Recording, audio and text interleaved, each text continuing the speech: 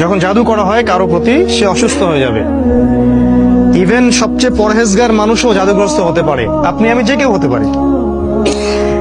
যারা ইসলামী বিধান পালন করেন না, কোরআনের সাথে সম্পর্ক কম বা নাই, হারাম রিজিকের সাথে সম্পর্ক আছে, যারা সুদ খাচ্ছেন, গান বাজনা করতেছেন, যারা বাদ্যযন্ত্রের সাথে সম্পর্কিত, যারা অশ্লীল টিভি মুভি এগুলা দেখছেন, এদের জাদুগ্রস্ত হওয়ার সম্ভাবনা 95%।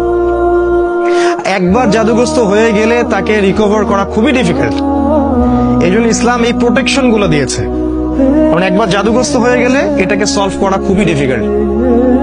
কারণ জাদু জিনের সহযোগিতা ছাড়া হয় না। যারা জাদু করে তারা জিনকে তাবে করে। আপনারা কিন্তু কোরআন পড়লে দেখবেন আল্লাহ পাক বলেছেন জাহান্নামের ইন্ধন হবে মানুষ আর জিন, যারা একে অপরকে সহযোগিতা করত। আজ পর্যন্ত কিছু মানুষ আছে এই পৃথিবীতে, আপনার আশপাশেও, যারা জিনের সহযোগিতা নিয়ে বিভিন্ন কুফরি কালাম তন্ত্র মন্ত্র করে, এবং গ্রামাঞ্চলে এটার প্রচলন অনেক বেশি। ঠিক আছে, ইভেন এখন শহরেও এগুলো ঢুকে পড়ছে। প্রেমের জোড়া দেওয়ার জন্য, বাড়ির বরকতের জন্য, স্বামী স্ত্রীর সম্পর্ক উন্নয়নের জন্য বিভিন্ন কাজে এগুলো করা হচ্ছে। এবং আমাদের দেশে কবিরাজের সংখ্যা তো অভাব নাই। আর যেহেতু এগুলো সম্পর্কে আমরা জানি কম, আমরা কিছু হইলেই ওদের কাছে দৌড়াই। এই সুযোগটা ওরা আমাদের কাছ থেকে নেয়, নিয়ে সে এদিক থেকেও টাকা খায়, ওদিক থেকেও টাকা খায়। শয়তান, এক কথায় শয়তানের চেলাপেলা এগুলা। তো আল্লাহ রাসূলকে ইহুদিরা জাদু করেছিল, এবং আপনারা জানেন কিনা যে ইহুদিরা তাকে হত্যা করার চেষ্টা করেছিল, তার খাবারের মধ্যে বিষও দিয়েছিল।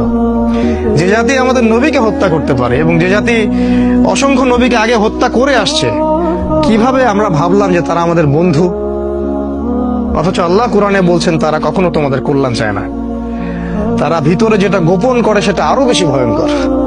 ঠিক আছে, তো তিনি এই জাদুগ্রস্ত হয়ে রাসূল সাল্লাল্লাহু আলাইহি ওয়াসাল্লাম যে সমস্যাটা হলো সেটা হলো তিনি ভুলে যাচ্ছিলেন, কোনো কাজ করলে মনে রাখতে পারছিলেন না। এমনকি তিনি তার স্ত্রীর কাছে গিয়েছেন কি না সেটাও মনে রাখতে পারছিলেন না। তো জাদুগ্রস্ত হলে খুব খারাপ অবস্থা হয়। এই জন্য আমার রিকোয়েস্ট থাকবে যে আপনারা অনতিবিলম্বে কোরআন, সুন্নাহ, সহিহ জিকির, আজগার, দোয়া, কালাম এগুলো শিখে নেবেন, এবং সকাল সন্ধ্যা এগুলো প্র্যাকটিস করবেন। তখন ইনশাআল্লাহ কোনো জিন বা কোনো জাদুকর আপনার কোনো ক্ষতি করতে পারবে না। তো এই যে সমস্যাটা রাসূল সাল্লাল্লাহু আলাইহি ওয়াসাল্লামের হলো, এরপরে একদিন তিনি শুয়ে আছেন, আর আল্লাহর পক্ষ থেকে দুইজন ফেরেশতা তার কাছে আসলেন।